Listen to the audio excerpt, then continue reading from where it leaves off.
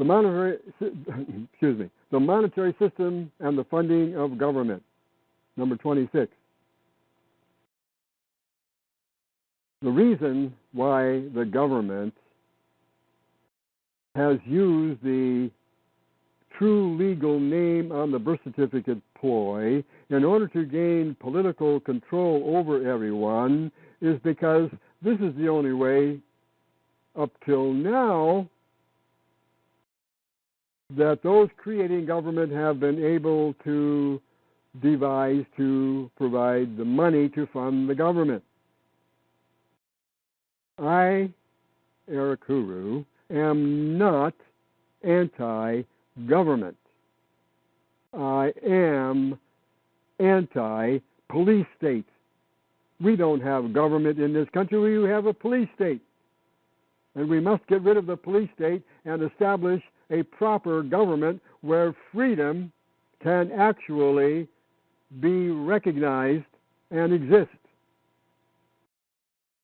Freedom, the societal condition that exists when everyone has full 100% control over themselves and over all of their property. It seems to be fairly universally agreed that the reason why we are having monetary problems is because we're using a money system that has no actual value because we use paper money that is not backed by gold or silver. I'm sorry. That's a misunderstanding, a misconception. If you really stop and really think, instead of allow yourself to be subjected to the indoctrination that you've been indoctrinated with all of your life, where does the value of gold and silver come from? Where? If you really want to be honest about it, you're going to have to acknowledge that gold and silver really doesn't have any significant value. All of the following have much more value than gold or silver. Aluminum, steel, glass, plastic, paper, porcelain, ceramic, cotton, wool, hemp, much more valuable than gold or silver. You can't eat gold or silver. The only thing that it's good for really is making jewelry. Oh yes, gold is now used in electronics, but the amount of gold that's used in electronics is insignificant. Gold really doesn't have any kind of real value. Even if we were operating, if a society was operating on a 100% gold and silver coin money system, the gold and silver still doesn't have any value. Where does the actual value come from? I'll get you back to that in a moment. Number 27, in determining what will work best as a medium of exchange as money, it is imperative that we consider the natural organization of society rather than the political organization.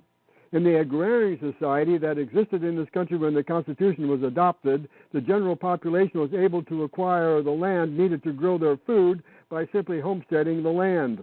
They did not have to pay any money for the land. The land was free for the taking.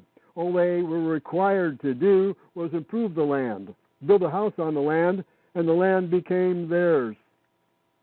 The vast majority of the population at that time were farmers. They were required to be farmers whether they liked it or not because they had to grow their own food in order to have something to eat. Food was not shipped in 18-wheel refrigerated trucks grown hundreds or thousands of miles away. This has not been the case for about the last 100 years and is certainly not the case in the year 2011. In 2011, and for about the past 100 years, we have had refrigeration of food. Refrigeration of food enables a high-density population such as exists in New York, Chicago, San Diego, Los Angeles, and hundreds of other cities throughout the land and throughout the world. The millions of people who have congregated themselves in these suburban communities do not and cannot grow their own food. More importantly, neither can they acquire the homes that they live in simply by homesteading. Due to the very nature of modern human society, these millions of people who live in these urban communities will acquire their homes by taking out a mortgage, an interest-bearing mortgage. Due to the nature of gold and silver, originating from nature, not manufactured by men or government, the lending of gold and silver money will always be under the private ownership of private lenders, by private bankers. There is no reasonable way that any government can claim to be the owner of all gold and silver. There is a widely misunderstood belief that the Constitution of the United States provides that the government of the United States will issue gold and silver money. This is not true. Go read the Constitution for a change. Read it for yourself. There is nothing in the Constitution that in any way suggests that the government of the United States will issue gold and or silver money, whatever issue might mean.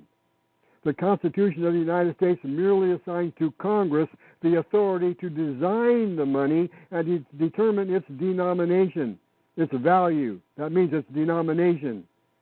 They call it a $10 gold piece, a $20 gold piece, or whatever.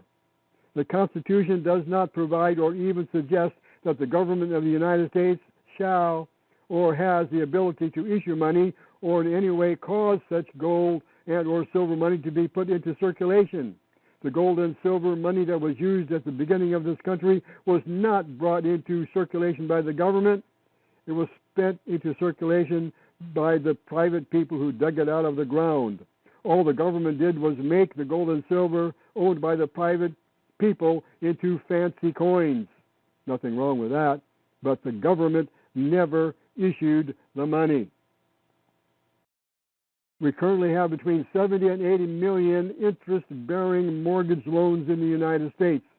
If we were operating under a gold and silver money system, all of these loans would be owned by private lenders, by private bankers. If all of these 70 to 80 million mortgage holders were paying interest on the gold and silver money they borrowed from the private bankers, how long would it be before the private lenders became the owners of all the gold and silver in the entire society, or for that matter, on the entire planet? What then would the mortgage homeowners use to pay the interest or even the principal on their mortgage loans? They wouldn't be able to make any payments. The bankers would foreclose on the homes. The bankers would become the owners of the homes and of everything else. This is the nature of a gold and silver money system where the refrigeration of food is prevalent.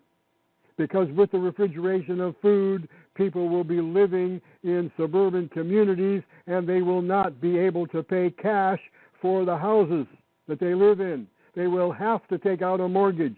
It's inevitable. That's the way it will always be when we have refrigeration of food. And I don't expect for us to do away with refrigeration of food. Of course not.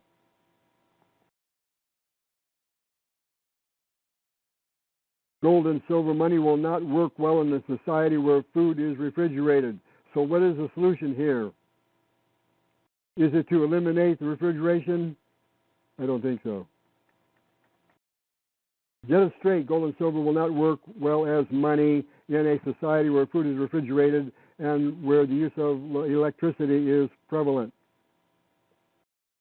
There are many misconceptions about the operation of the Federal Reserve System, paper money, and where the fault lies for our economic monetary problems. The vast majority of our economic monetary problems are caused not by the Federal Reserve, but by the Congress of the United States. And you all think Ron Paul's a wonderful patriot, Ron Paul is a shill for the bankers.